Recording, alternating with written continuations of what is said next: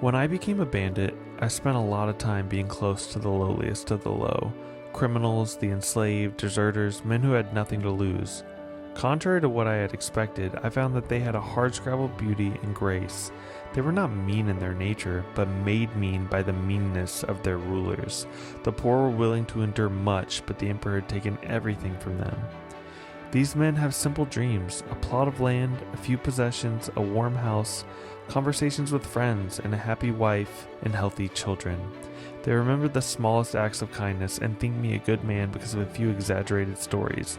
They've raised me on their shoulders and called me Duke, and I have a duty to help them get a little closer to their dreams. There was nothing ordinary about being ordinary. To love and to be loved, that was the quintessence of the extraordinary. Only by being apart from her beloved did she finally love herself. Only when she had learned to love herself did she truly begin to love. Emperor, king, general, duke, he whispered to himself. These were just labels. Climb up the family tree of any of them high enough, and you'll find a commoner who dared to take a chance. Now that's the sort of thing I wish the nobles said more often, Daffro whispered to Ratho. While they resolve all their disputes this way, the rest of us can go back to planting our harvest and enjoying our lives. Let the kings and dukes get in an arena and fight all their wars with their own two hands. We'll watch and cheer them on. All right, what's up, fantasy fans?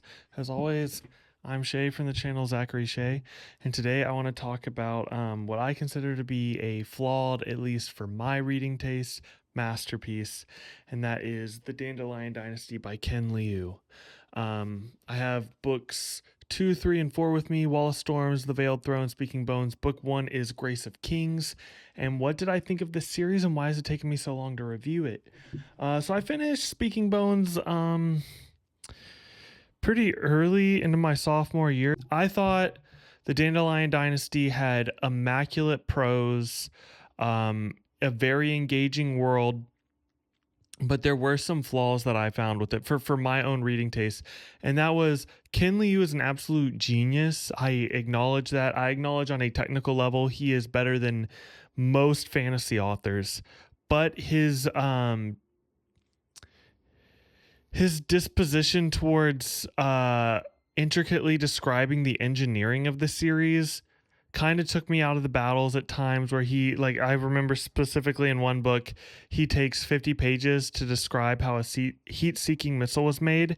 And I will say, in the background chapter of that, how that was engineered, he did give some great characterization, and the characterization here is great for the amount of characters it has. I don't think it's on a Malazan level, but given the vast cast of characters we have here, I think that they're very well done. I started off with the negatives, but I will say this series is like an 8 out of 10 for me. It's phenomenal. I will say Grace of Kings to me was my absolute favorite of the series. I love the duality between Mata Zyndu and Kunigaru.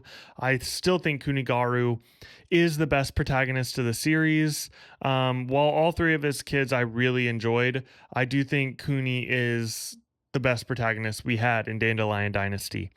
Now, real quick before I get into all the positives, I just want to go over a few more negatives.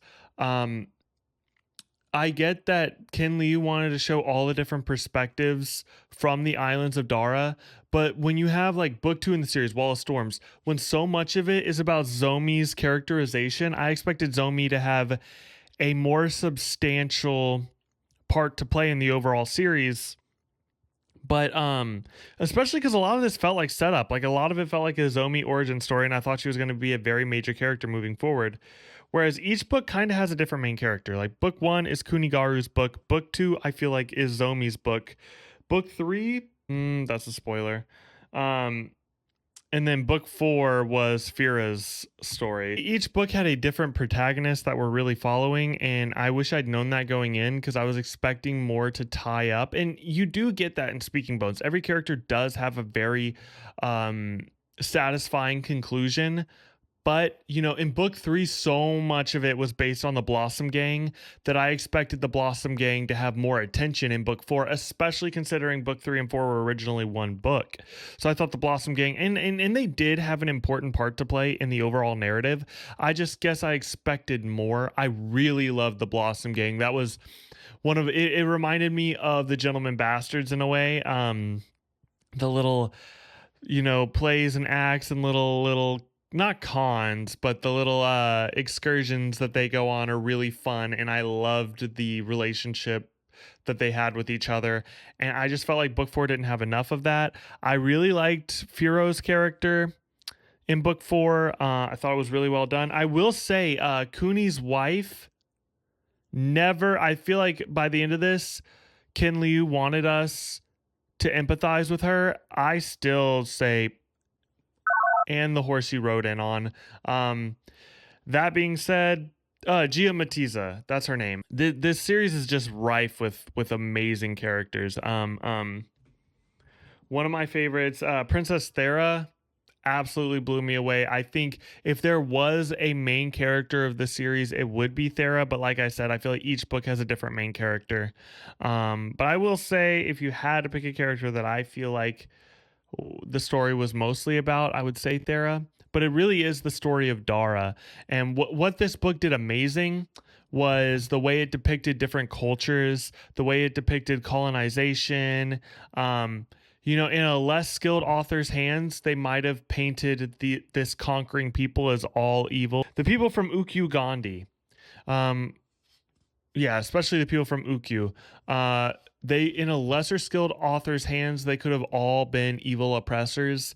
But that one Ukyu Thane that loved the Dara culture and made his own logograms, that absolutely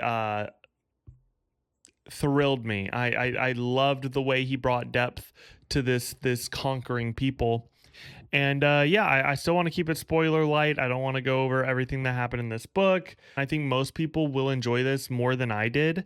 Not that I didn't enjoy it. Like I said, it's still an 8 out of 10 for my personal enjoyment. You know, I just wouldn't rank it as high as, you know, Steven Erikson. I wouldn't rank it as high as Malazan. I wouldn't rank it as high as Sword of Kaigen.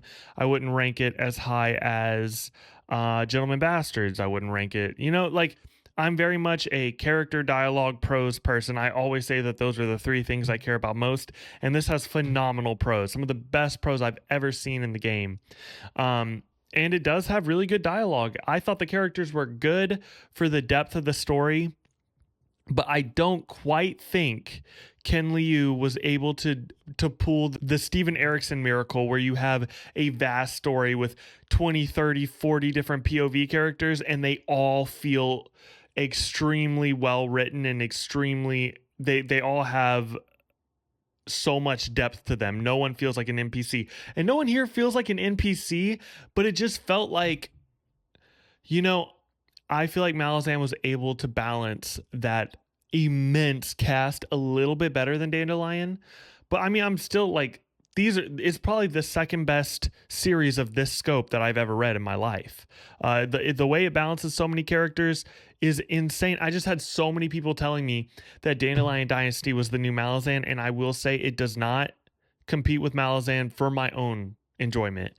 But I will say it is one of the best series I've ever read. I definitely think it's in my top 10, just probably not in my top 5. And that, I feel like people are going to be mad at that. I feel like a lot of people are going to disagree. I'm just saying, I feel like Ken Liu could have edited out. I would have preferred less engineering and more family drama amongst the Dandelion family. Like, I would have liked more scenes of Jia and the other kids. See how she interacted with Firo and see how she interacted with Dandelion. I forgot her name. I just remember Dandelion was the name she gave the Blossom Gang. But I would have liked to see more of that. I would have liked to see more, maybe flashbacks of how the Blossom Gang met. You know, I would have liked a little bit more character and a little less engineering. Keep all the lore and the history of the world stuff. That stuff was amazing. Another note I need to make. Ken Liu does lore better than practically anyone else. Coming to mind, I think Janny Wirtz, Philip Chase, Steven Erickson, Robin Hobb, they all do it really, really well. But like, aside from those names I just mentioned, Ken Liu is one of the best like lore history of the world writers that I've read. So any gaps in the story to give the reader some lore from the world, I immensely enjoyed all of that. Just the engineering stuff I felt like could have been cut in exchange for more character work. I will say the Zomi Luan and Wall of Storms, absolute gold, absolute gold. And that it really frustrated me that Zomi's character was not, used more throughout the series. But yeah, end of the day, I will say that it is, in my opinion, objectionably a 5-star series. But for me, it's near more of like a 4.5-ish to a 4. But objectively, I would say that this is like damn near a 10 out of 10 series. For me, it's an 8 out of 10. I know that still seems really high, and it is high. I blasted through all 4 of these books really quickly, and I loved them. But I do wish a few things had been done a little bit differently. But I mean, still, Ken Liu, I thank him for crafting an amazing, imaginative world, and I cannot wait to read what he has next. I still haven't read The Paper Menagerie, but Ken Liu, it sounds like I've been so negative in this, and I think it's because I went into it with crazy high expectations. I think if I adjust people's expectations, they'll find more enjoyment out of it than I did. But I'm saying, with the quality of these books, Ken Liu will always be an auto-buy author. I'm going to read Paper Menagerie, and I'm going to read his new sci-fi book the day it comes out, because I think he is an immaculate prose writer. And if he can get, his character writing is great. If he puts a little bit more attention on it, for my own personal, he would be one of the best writers I've ever read for my own personal taste. But I feel like for what he set out to do, he is the best at what he does. So I cannot critique it and be like, oh, well, he didn't have enough characterization. He had enough characterization for what he was doing. So I still think his book is a 10 out of 10. It's a personal 8 out of 10. And yeah, let me know what y'all thought of Dandelion Dynasty by Ken Liu. Peace.